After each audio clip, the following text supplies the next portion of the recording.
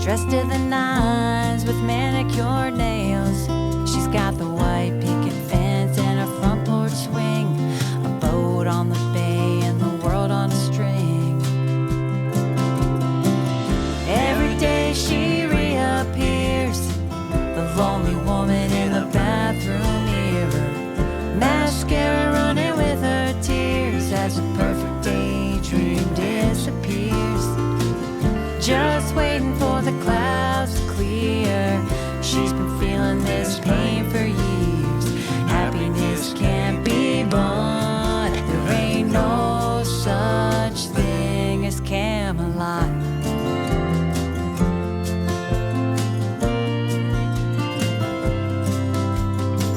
She wakes up every day and paints on a smile. She takes the kids off to school and runs 11 miles.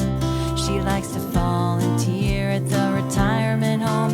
When it comes to herself, she's all alone. Every day she reappears, the lonely woman in the bathroom mirror, mascara running with her tears as her perfect daydream disappears. Just waiting for the clouds to clear.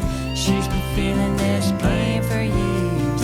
Happiness can be bought. There ain't no such thing as Camelot.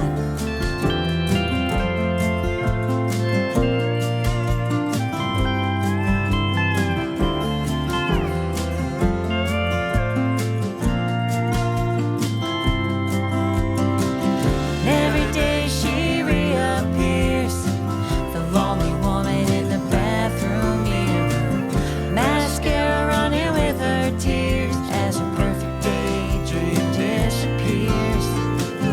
Just waiting for the clouds to clear. She's been feeling this pain for years. Happiness can't be bought.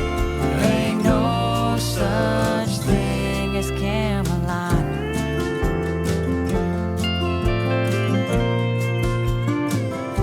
It's Camelot.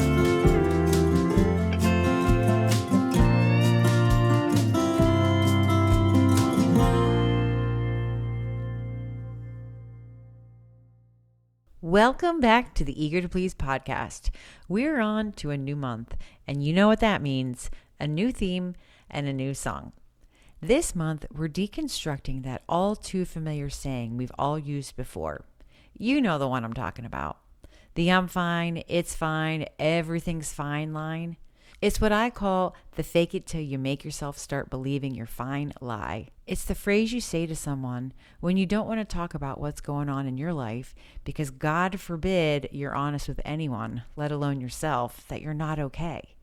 You don't want to burden anyone else with what you've got going on because you know that you're not the only one with a full plate. So without hesitation, you put on the smile and tell the world, I'm good. Yep, it's all good here, when really it's not. I used to idolize the concept of Camelot, not necessarily the romanticized fictional castle and court associated with King Arthur, but more so the era of the Kennedy presidency when the world seemed hopeful. There was this idyllic sense of happiness and things just seemed perfect. I mean, maybe that's subconsciously why I named my daughter Kennedy, because as I've shared with you in past episodes, I was chasing perfection. The nice house with the manicured lawn, the beautiful family who wore coordinating outfits for pictures, friends who actually liked spending time with me instead of pretending to be my friend. I wanted it all, and at one point, I thought I had it. I was the PTA president, the Girl Scout troop leader, the soccer coach, the Sunday school teacher, the party hostess, but none of that mattered because I was miserable inside. I didn't like who I'd become, chasing this notion of Camelot that in hindsight didn't even exist. And then when COVID hit, I had a huge wake-up call, as so many of us did, and it made me start reevaluating my life. It made me start thinking about what was really important. I was filling every single second of my day with something, anything, just to avoid dealing with my emotions. and I was not about to admit that I was crumbling. I mean, I was known for being the strong one, the one people could rely on. So how could someone with such a reputation feel like such a fraud? I still had this email I sent to my friend, Bob Klein, back in October of 2020. I had reached out to him because as a newer songwriter, I was hearing over and over again about co-writing and finding your tribe. Everything I had written the prior few years was written solo. With the world still being somewhat under lockdown, I was at a loss as to how I even began finding co-writers. Bob was so gracious enough to have a Zoom call with me to share his wealth of knowledge.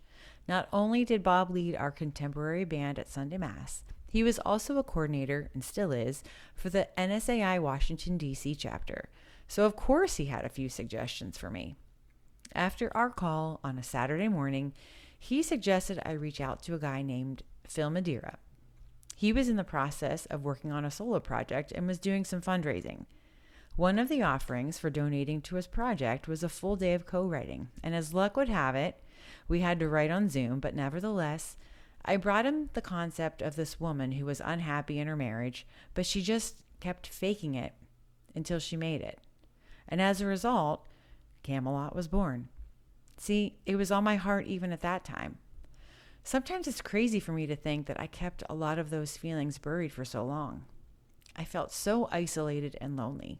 My hope is that by the end of this month, you're able to be okay saying you're not okay, because it's okay to not be okay. And if you feel like you don't have at least one person you can talk to, please let me be that person for you. I know what it's like to live in that space, and it's miserable. So when you're needing a good reminder that it's okay to not be okay, I hope you remember Camelot.